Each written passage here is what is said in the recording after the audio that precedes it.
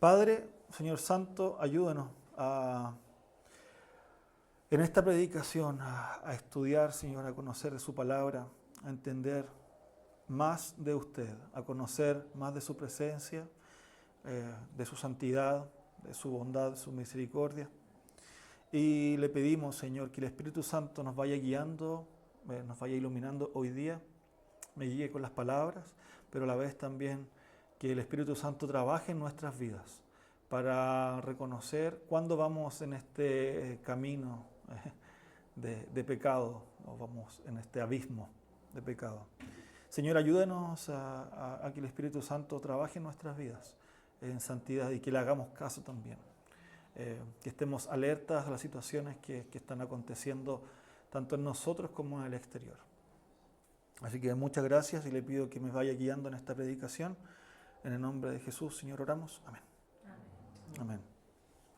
Como les decía, creo que es importante, nos da una frase, siempre es mejor aprender de los errores de los demás. No sé si han escuchado eso, aprender de los errores de los demás.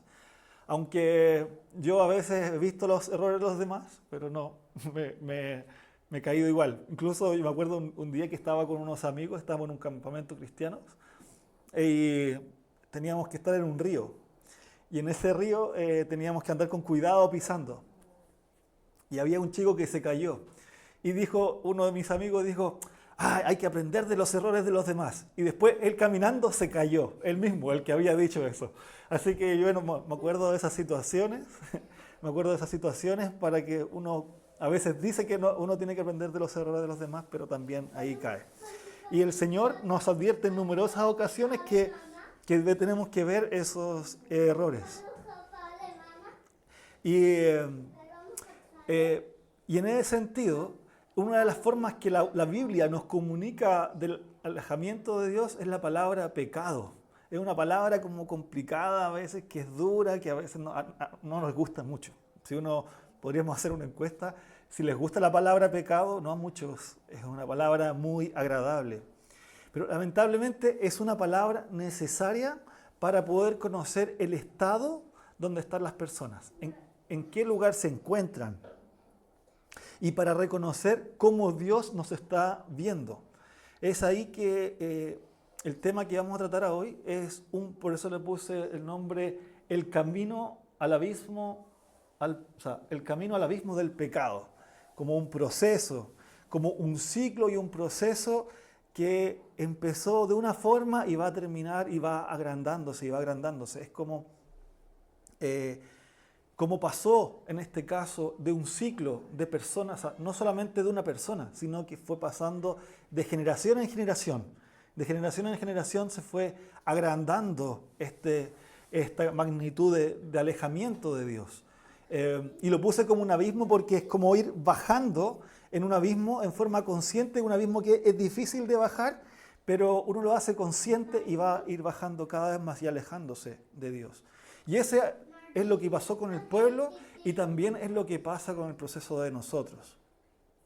Y tenemos que recordar que aunque el pueblo del sur, ¿cierto?, de Judá, del reino de Judá, estaba más cerca de Dios, la tribu del norte, o sea, el reino del norte, se fue alejando aún cada vez más. Y ellos seguían siendo el pueblo de Dios. Eso es importante mencionar. Que tanto el reino del norte, o sea, el reino del sur, era parte del Señor, eran pueblo de Dios, el reino del norte también era parte de Dios. No es que, aunque estaban alejados, seguían siendo parte de Dios. Así que vamos a ir viendo en ese sentido cómo Dios fue trabajando en estos pueblos, en estos reinos. Y el objetivo de la predicación es que nosotros podamos reconocer, como les decía, los errores humanos, ¿cierto?, tanto de la desobediencia, y podamos reconocer en qué estado de pecado estamos. Y que vamos en confianza de Dios reconociendo que Él siempre tiene el control, a pesar de las situaciones en que estemos. Y que nos aproximemos a Él, porque Él siempre nos da esa oportunidad. Ya sea cualquiera la situación, Dios está ahí presente. Y como les decía, el título de esta prédica es Acab, el camino al abismo del pecado y puse así como un subtítulo, nunca coloco eso, pero para clarificar un paralelo entre el pecado de Israel y del creyente. Un paralelo, porque podemos ver mucho y aprender mucho de esto. Y quería partir con el contexto de Acab. Si puedes ir al pasaje, al texto que está en la anterior. Bueno, estamos, podríamos decir, en el clímax o en el pináculo de los errores de los reyes que estaban aconteciendo del reino del norte. Y esto lo sabemos por las palabras que nos menciona el autor de Reyes, cuando nos dice que en el versículo 30 que Acab, hijo de Omri, hizo lo que ofende al Señor más que todos los reyes que le precedieron. En la versión del 60 nos dice que hizo lo malo más que todos los que fueron antes de él. Más que todos los que fueron antes de él. Y esto no solamente se repite en el versículo 30, sino después, en los siguientes capítulos, en el 21-20, también lo repite. Y dice, Acab dijo a Elías, ¿me has encontrado enemigo mío? Y él respondió, te he encontrado porque te has vendido para hacer el mal ante los ojos del Señor. Ante los ojos del Señor. Creo que eso es importante. ¿Quién define? Y ya lo habíamos visto anteriormente, ¿quién define qué es lo malo y lo bueno? Es el Señor. Es el Señor. Por eso Él es el estándar de bondad o de maldad. El estándar moral de justicia. Es Dios quien está observando qué es lo bueno y lo malo. A pesar de que muchos pensamientos digan lo contrario, pero es Dios que se establece como el estándar de bondad y de maldad.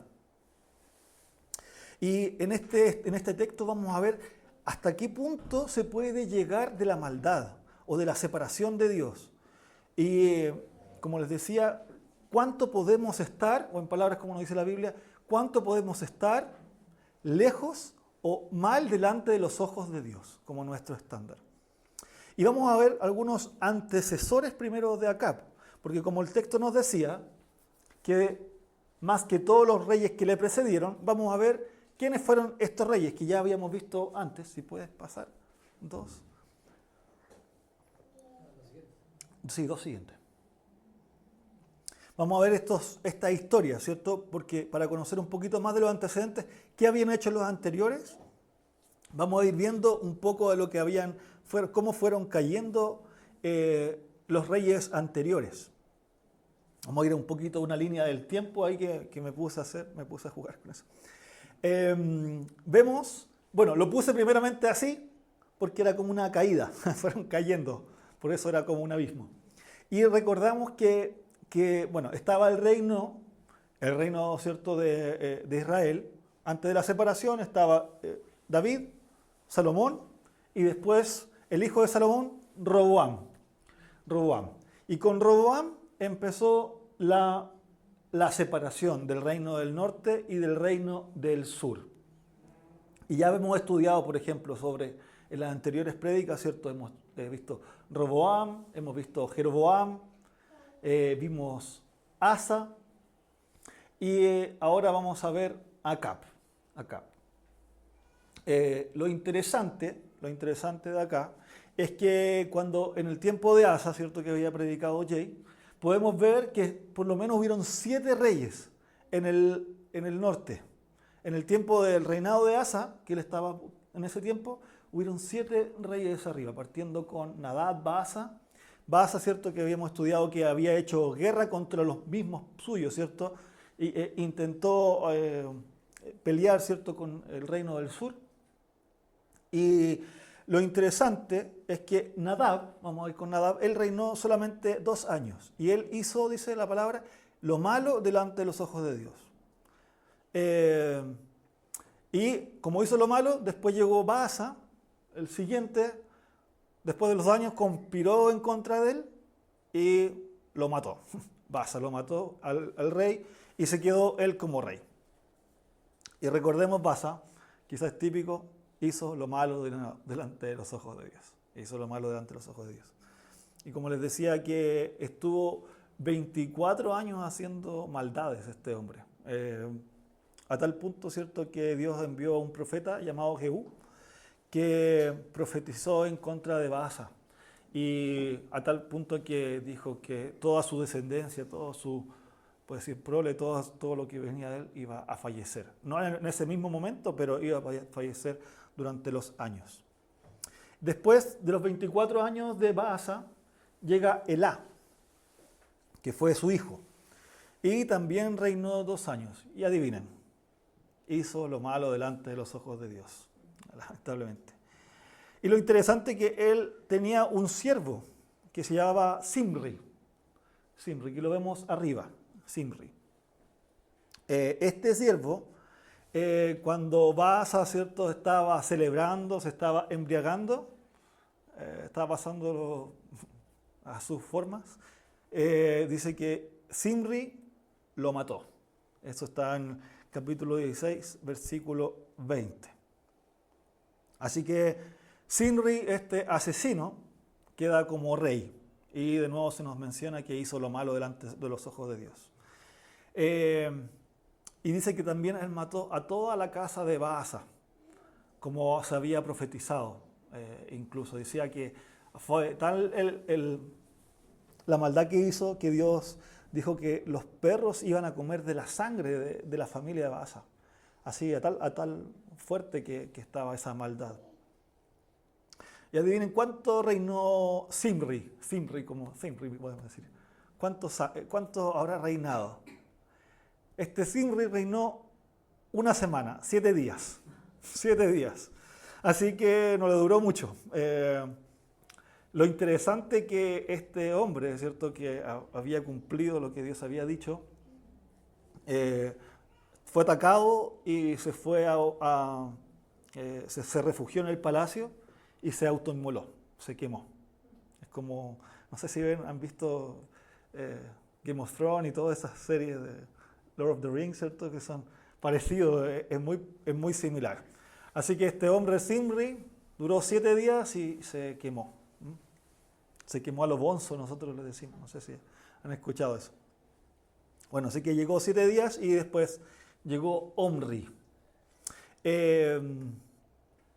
Bueno, y acá el reino del norte se había intentado nuevamente subdividir en 2 y había llegado, bueno, antes entre Tibni, ¿cierto?, y Omri, y como, bueno, verán, al final Omri ganó y él, bueno, reinó un poquito más, reinó ya 12 años. Y dice que reinó en Tirsa, Samaria, la región de Samaria. Bueno, si después voy a mostrar el mapa, les voy a mostrar después ahí. Y se nos menciona que también él anduvo en malos caminos. Dice que incluso anduvo en los caminos perversos de Jeroboam, dice, adorando a otros dioses. Estuvo viviendo, yo lo podría llamar, esta lujuria política de sentirse él y poner todo a nombre de él. Y por eso construyó esta nueva ciudad, Samaria, como un sustituto de lo que era Jerusalén. Que eso también es lo que había intentado hacer Jeroboam, pero en este caso él intentó hacer un sustituto de todo lo que Dios había hecho. Entonces fueron adorando otros dioses, él se puso como rey, y no solamente como rey, sino como casi como un dios, como Jeroboam, recordemos que quería ser como los egipcios. Y es interesante porque en el capítulo 16, versículo 25, se nos menciona que Omri también hizo lo malo delante de los ojos de Dios, y hizo, dice, peor que todos los que habían reinado antes de él. Peor que todos los que habían reinado antes de él. O sea, vemos cómo había una escalada de maldad. Cada vez estaban más alejados de los ojos de Dios, más alejados de los decretos de Dios. Así que iban, se podría decir, avanzando en el pecado, haciendo lo malo y empeorando, eran malos, así cada vez empeorando. Hasta tal punto que en el versículo, en el versículo 16-26, capítulo 16-26, se nos dice que provocaron a ira a Jehová, Dios de Israel. Provocaron a ira a Jehová de Israel, a tal punto. Así que ya llegando ya en este caso después de Omri, que era el papá de Acab, podemos ya ir viendo un poquito más de los antecedentes de Acab. Lo interesante es que el nombre Acab significa hermano del padre, es como decirle tío aquí en España. Y como les decía, él fue hijo de Omri, el anterior rey, que había reinado por bastante tiempo. Así que sabíamos que había hecho lo malo ante los ojos de Dios. Y él siguió esta misma causa. Siguió sus propios deseos, puso este reino a sus antojos, ¿cierto? Vemos que puso en Samaria puso, ¿si puedes volver a la una? Una, sí. En Samaria estableció su reino. Habíamos aprendido con, una más, adelante, con Jeroboam, una más adelante, sí. Sí. Habíamos aprendido con Jeroboam que, ¿cierto? Ahí Samaria ahí estaba al norte, podríamos decir, de Siquem, porque recordemos que cuando se separaron, ¿cierto? Jerusalén seguía estando el templo ahí, y ellos hicieron estos sustitutos. Entonces querían hacer finalmente lo mismo, un sistema parecido, pero que tenía objetos, ¿cierto?, de las demás, de lo que Dios había establecido, pero era algo falso. Y ya sabemos que este Acab no venía ya de algún linaje especial, ya no venía de la tribu de David, por ejemplo, ya no eran parientes de él. Tampoco eran parientes de Jeroboam, porque se habían establecido, tampoco de los anteriores reyes, porque ya se iban matando. Al final no era ya por linaje, sino era por el que era el más astuto o el que mataba a los demás. Así que así Acab empezó se podría decir, empezó su reinado, ¿cierto?, ahí en Samaria. Y lo interesante es que Acab fue uno de los políticos, ¿cierto?, o reyes más poderosos de su tiempo. No es que a él le fue mal, no le fue mal económicamente.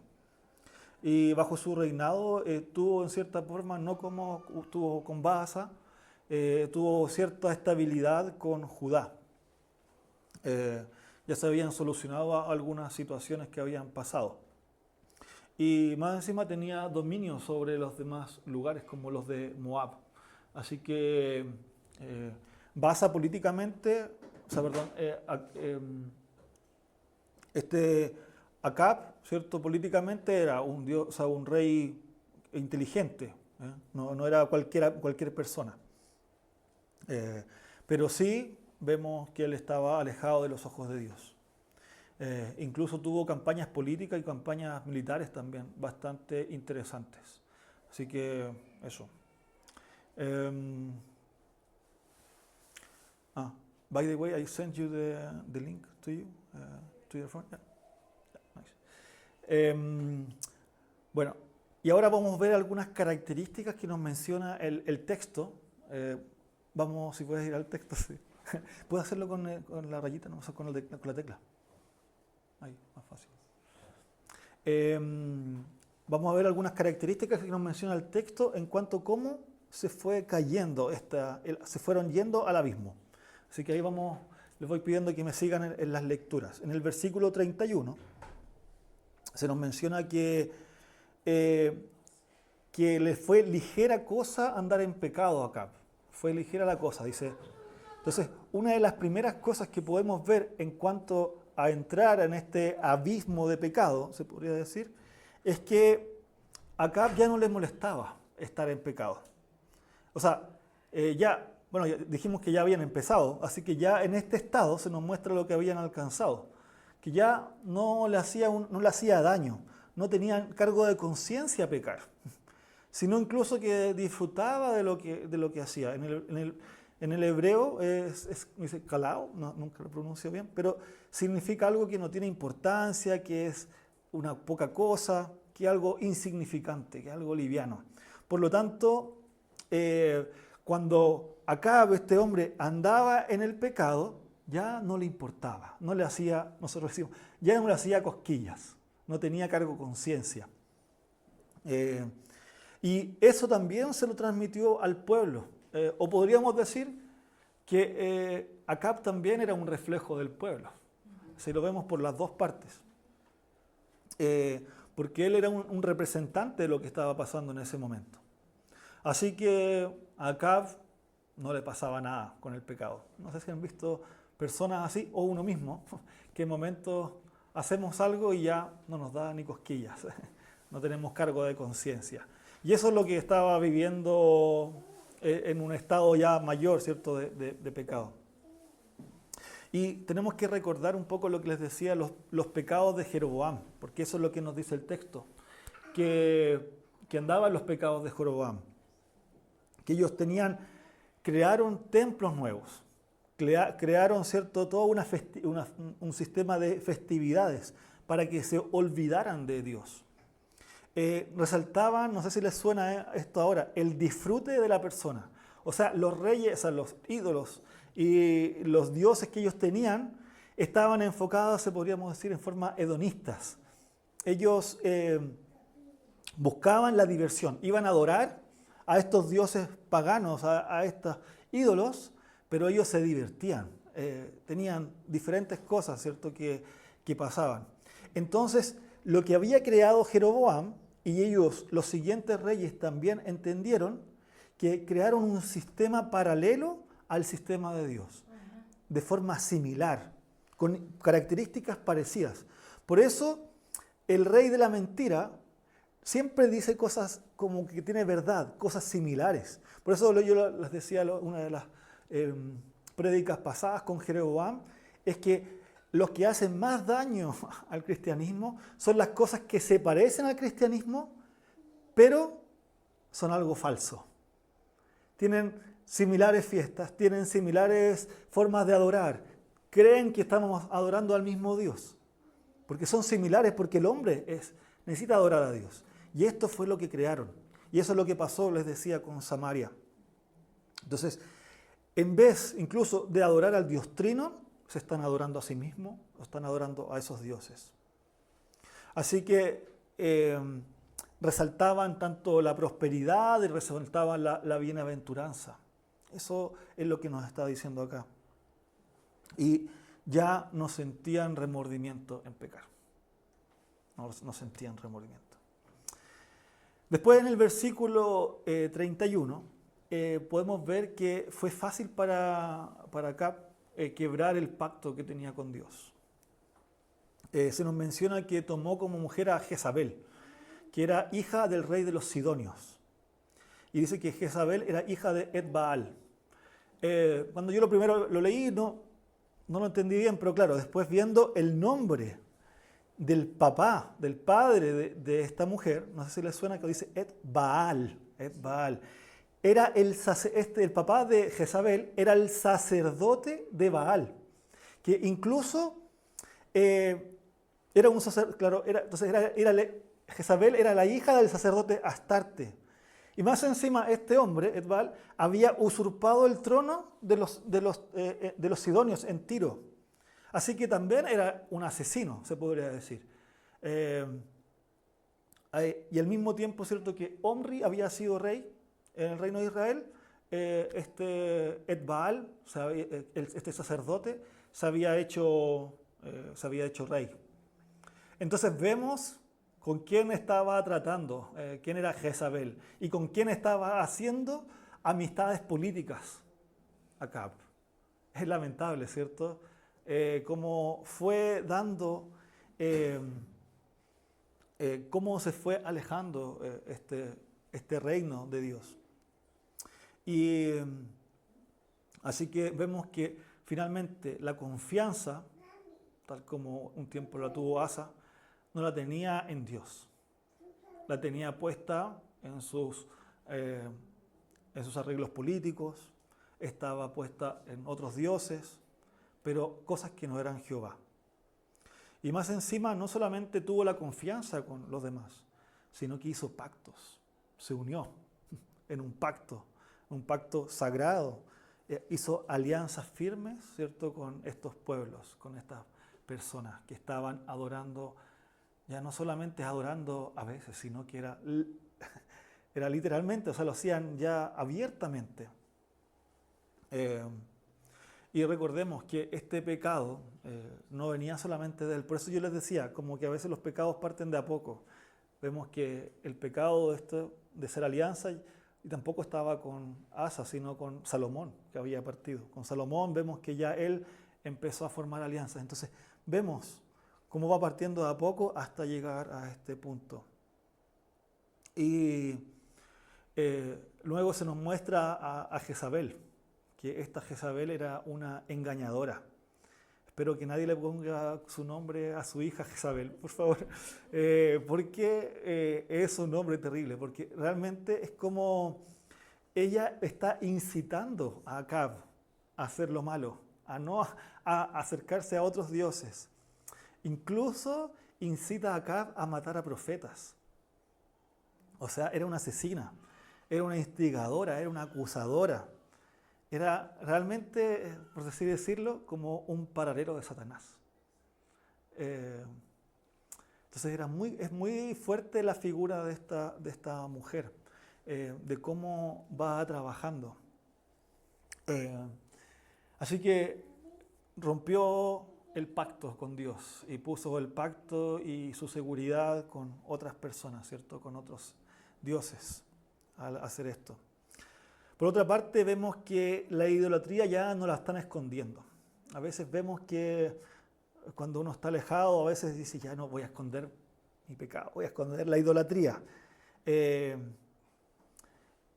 ya se perdió todo, como les decía, ya no les hacía cosquillas pecar. Y como consecuencia de esto, ¿cierto?, de esta idolatría, la adoración fue ya dedicada a Baal. Dice que ya edificó un altar en la ciudad principal que tenía como rey.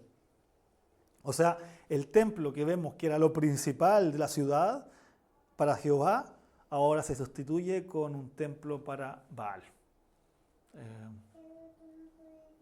Si solo vemos el versículo 32, dice, le erigió un altar en el templo que le había construido en Samaria. Y también fabricó una imagen a la diosa Acera. Ya las cosas estaban, por eso digo, vamos cayendo al abismo cada vez más. Y lo interesante de Baal es que la Biblia se nos presenta, o sea, su nombre significa Señor. Y quiero abundar un poquito en esto, porque él es como un representante de lo contrario de Jehová. Es como un sustituto de Dios. Por eso le decía, significa Señor, Baal. Es un ídolo y ya es un enemigo acérrimo de Dios. Es algo fuerte.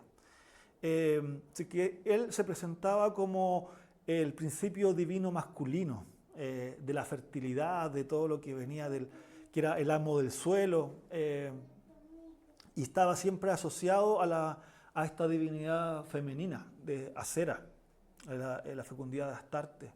Entonces era lo que adoraban los cananeos en ese momento.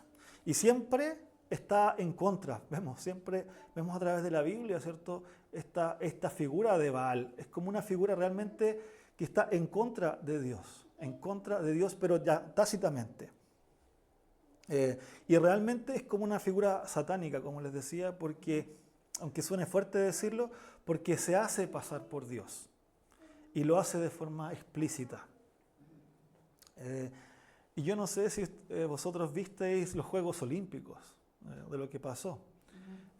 Bueno, les voy a ver un poco de los Juegos Olímpicos, lo que pasó, pero ahí también se presentaron figuras tácitas del Baal, de este toro de la cabeza ahí presente, y de cómo, ¿cierto?, iba este caballero, ¿cierto?, en su caballo, iban todas las naciones atrás y iban adorando, o sea, presentando y adelante estaba esta cabeza que representa a Baal. Entonces, para mí, es muy fuerte cuando vi esa situación.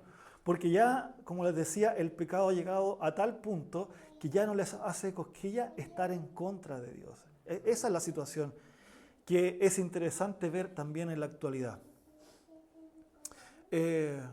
Ya, como les decía, ya no hay vergüenza. No hay. Y después se nos dice que también se edificó un árbol, dice, sagrado. Eh, Dice que en estos árboles, ¿cierto? Era tal punto lo que hacían que se hacían orgías, se hacían situaciones pecaminosas ya a tal punto de complicadas, ¿cierto? Que estaban realmente alejadas de los principios bíblicos. Así que el pueblo llegó a esa distorsión. Por eso les decía que no solamente era el rey, sino que también eran la moralidad, realmente estaban alejados de Dios. Y es por eso que dice la palabra que nos dice que provocaron a ira.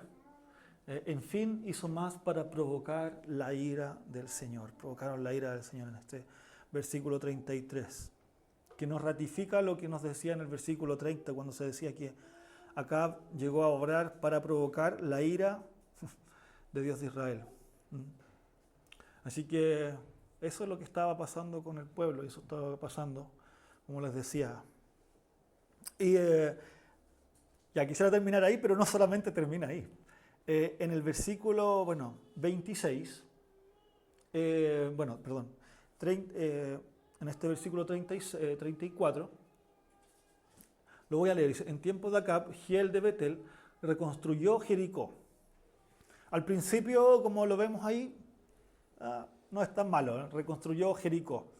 Lo interesante es que en Josué 6:26 había una advertencia fuerte respecto a Jericó y al que lo iba a construir. Lo voy a leer.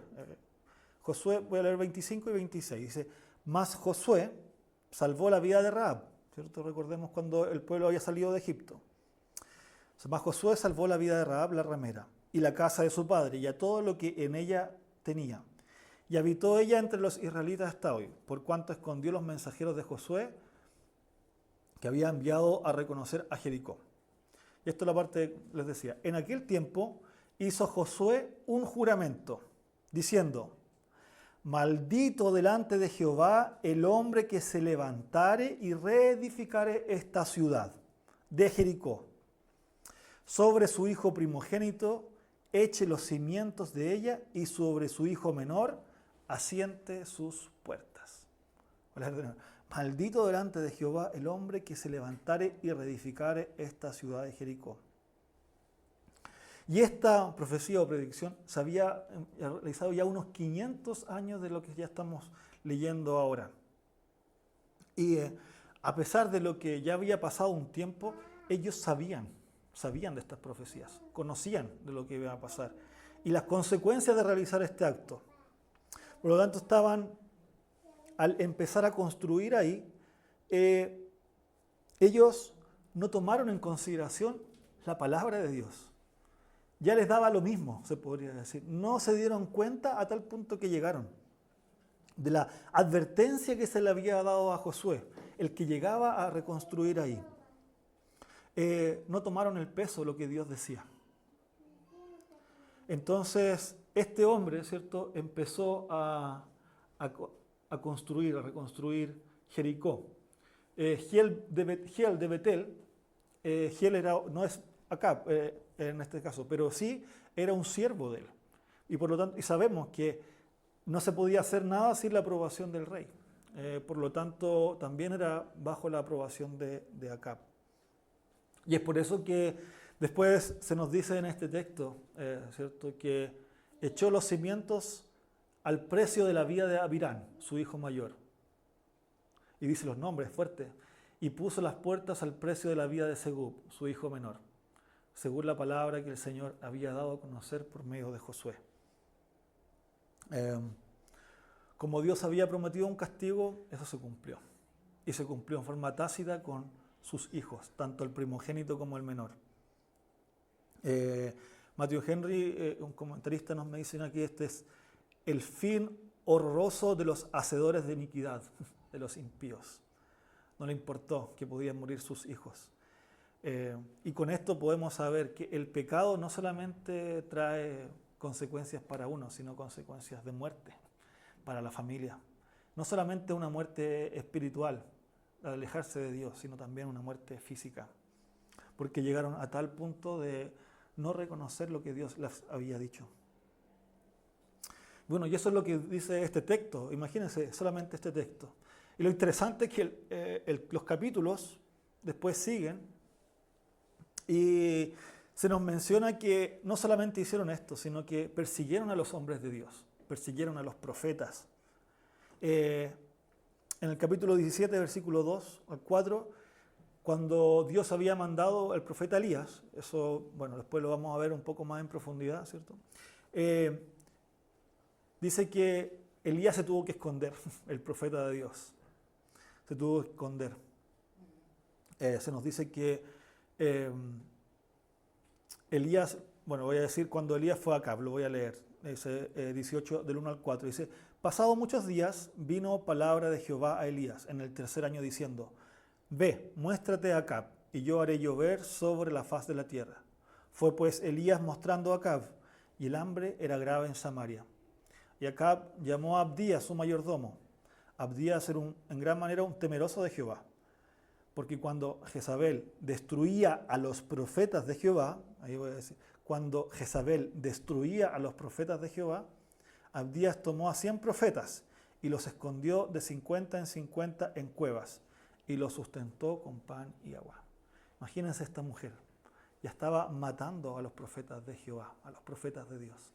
Entonces les decía, ya no era como una amistad, o sea, no era algo tímido, sino que era una ya enemistad tácita, era ya lo más terrible que estaba haciendo, matando a los profetas de Jehová, a lo que Dios les quiso decir, como queriendo callar la palabra de Dios, queriendo callar porque, y eso pasa cuando uno está en pecado, uno quiere eliminar al que está hablando por parte de Dios, por eso la persecución, y es por eso es tan fuerte hablar con la verdad. Estos profetas iban a hablar en nombre de Dios. Entonces, alguien que está en un pecado tan fuerte no quiere escuchar la verdad, no quiere escuchar lo que está pasando con su vida, no quiere reconocer dónde está parado. Así como les decía, Jezabel se transformó en la enemiga abierta de Dios, de Jehová, para perseguir a los profetas enviados. Y después también se quiso colocar también en el lugar de Dios, incluso del rey. También, nuevamente en el 19:1-2 también se nos menciona que mandó a matar a Elías, a este profeta de Dios. Pero Dios, claro, lo cuidó. Así que fue añadiendo cosa tras cosa.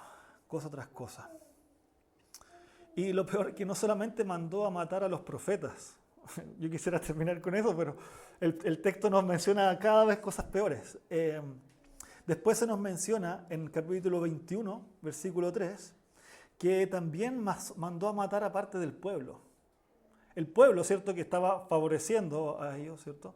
Y en este caso mandó a matar, dio primero falso testimonio y mandó a asesinar por ambición a un hombre. Un hombre que se llamaba Nabot, que justamente él tenía una viña al lado del palacio, se podría decir, de Acab.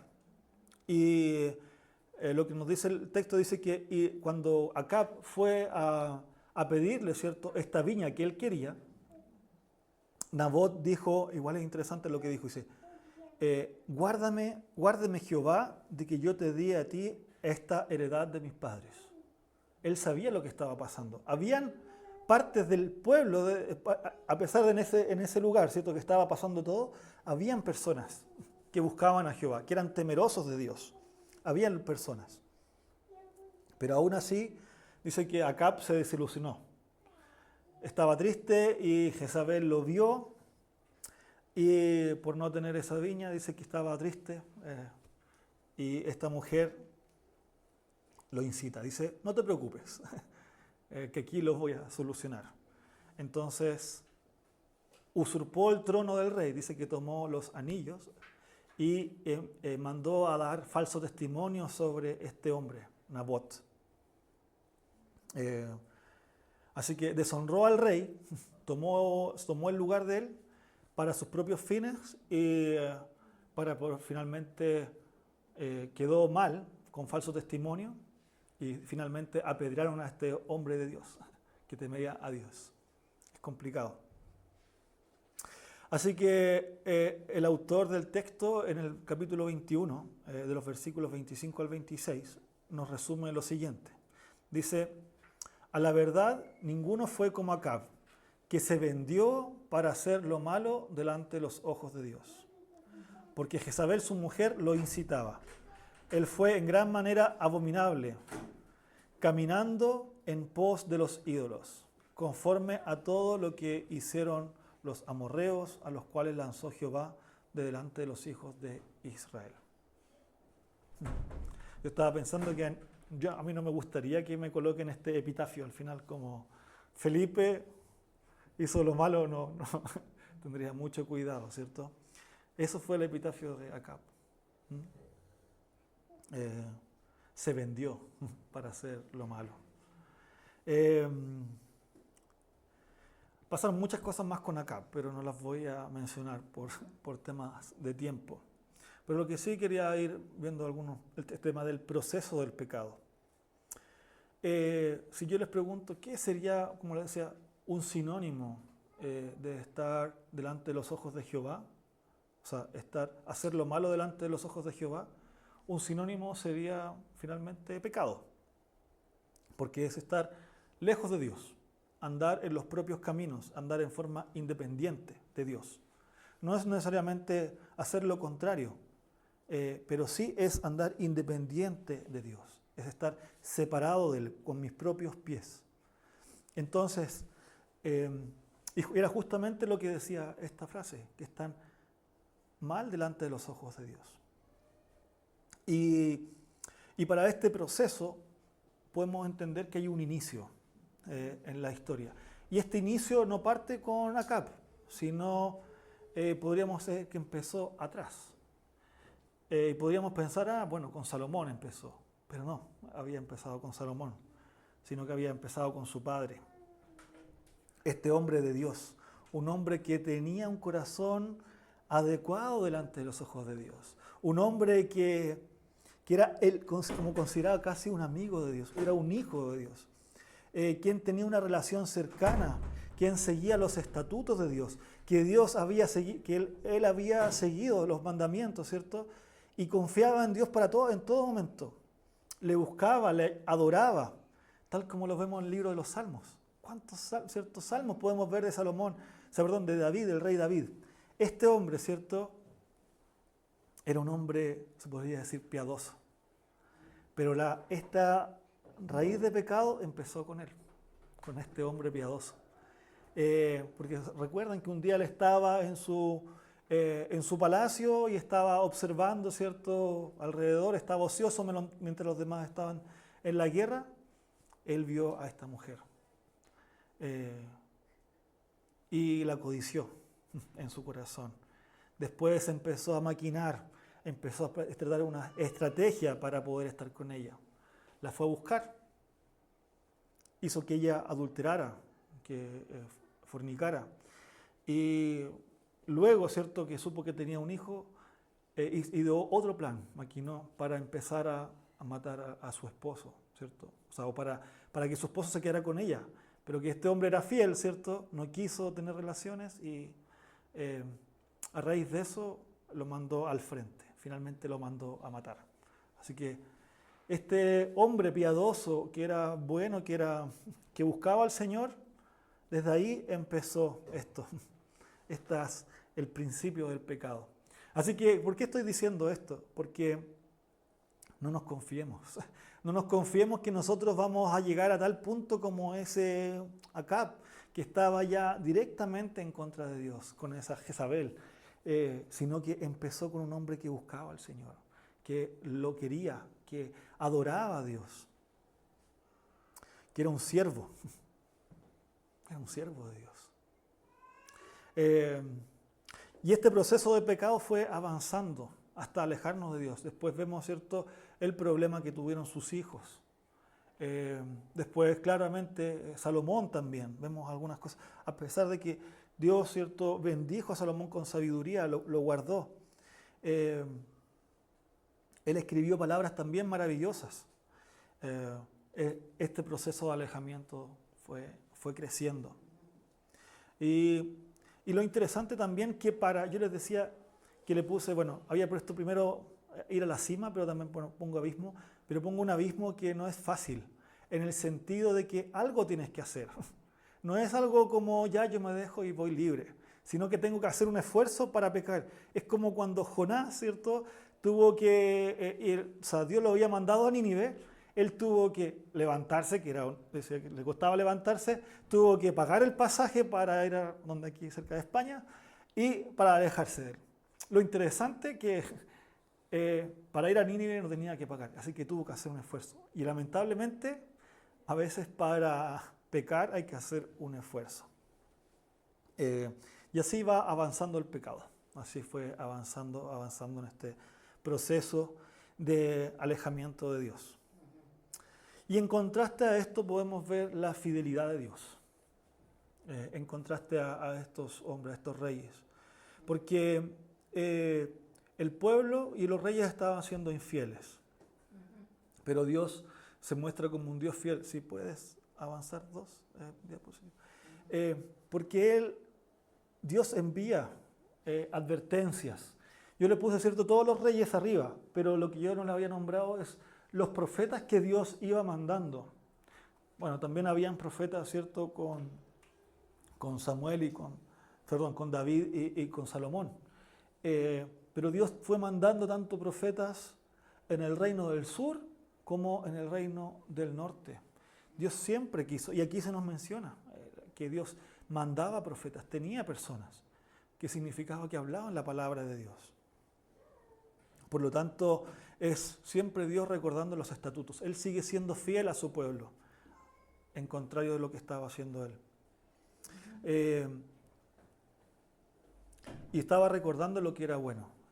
Y en este sentido, a tiempos actuales, si podemos ver ahora, nosotros sí tenemos al Espíritu Santo, que va trabajando en nuestras vidas. Que así como los profetas en el Antiguo Testamento iban recordando estas cosas, nosotros tenemos al Espíritu Santo, que nos va recordando.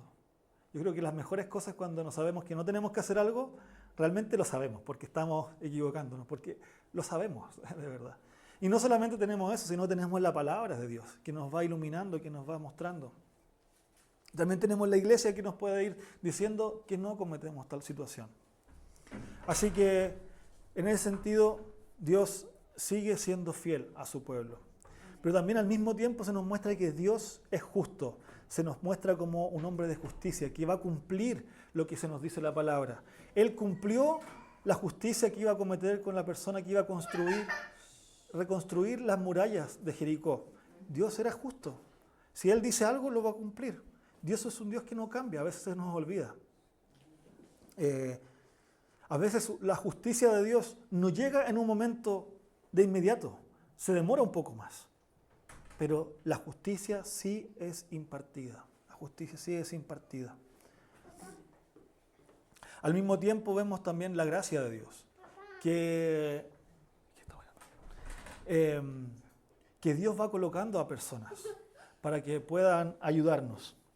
Está bien. Ya, hijito. Dios envía la gracia salvadora. Dios envía a personas, ¿cierto?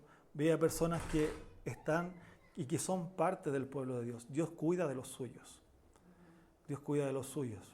A pesar que era difícil, por ejemplo, lo que pasó con Naob, que era el dueño de esta viña, que era temeroso. No siempre las cosas son fáciles.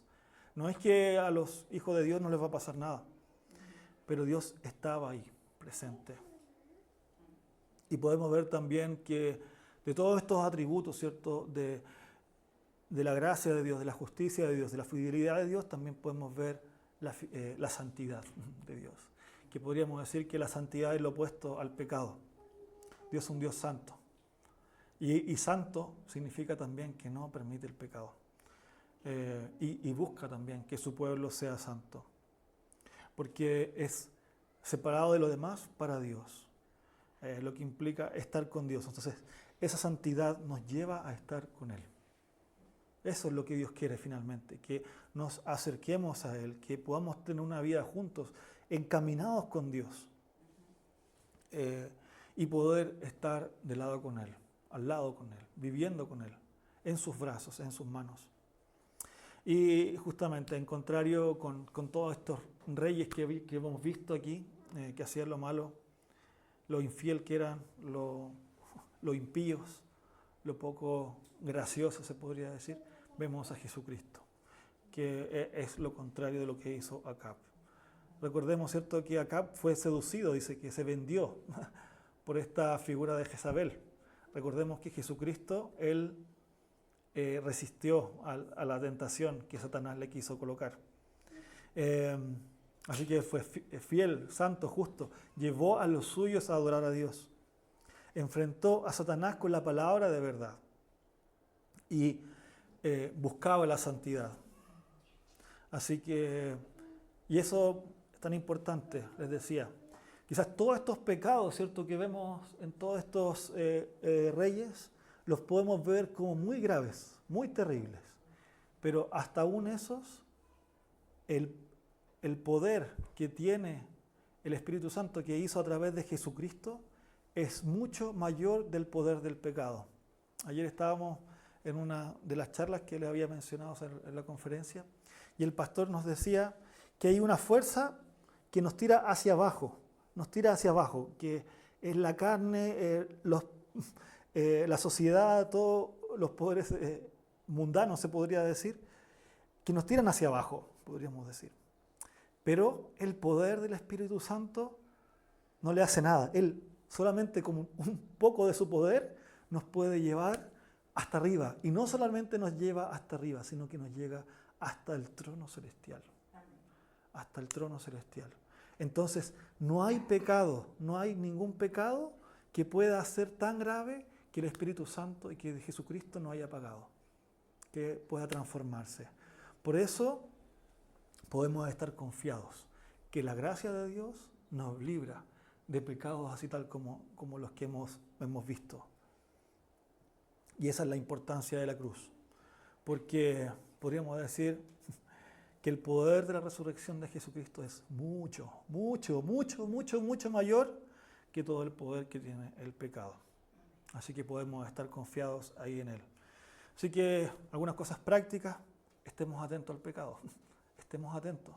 Cualquier cosa chica, ¿no es cierto? Pidamos al Espíritu Santo que nos redarguya, que seamos advertidos, ¿cierto?, ante estas situaciones y que tengamos conciencia de lo que puede llegar. Pero no solamente por lo que pueda llegar, sino por amor a nuestro Dios, por amor a Jesucristo, por entender el sacrificio vivo que Jesucristo hizo en la cruz. Así que pidamos a nuestro Señor Jesucristo, ¿cierto?, y al Espíritu Santo que nos advierta, que nos guíe, que nos lleve por las sendas correctas para vivir una vida de santidad. Así que oremos y agradecemos a Dios. Señor Santo, Dios Todopoderoso, muchas gracias por esta oportunidad que nos da de poder contemplar en su palabra estas cosas que a veces son difíciles, que vemos lo que estaba pasando con el pueblo de Israel. Señor, le pedimos perdón por las veces que hemos ido en ese proceso de caída al pecado, al abismo, se podría decir. Pero usted en su mano maravillosa, Señor, nos ha rescatado. Primero nos ha dado justificación y también en este proceso como santificación también. Gracias por levantarnos, Señor, a pesar de que mismos nosotros nos hemos tirado para abajo. Señor amado, guarda su iglesia, guarda nuestra iglesia, guarda este país también. Y lo que está pasando hoy en día también se lo ponemos a sus pies. En el nombre de Jesús oramos. Amén.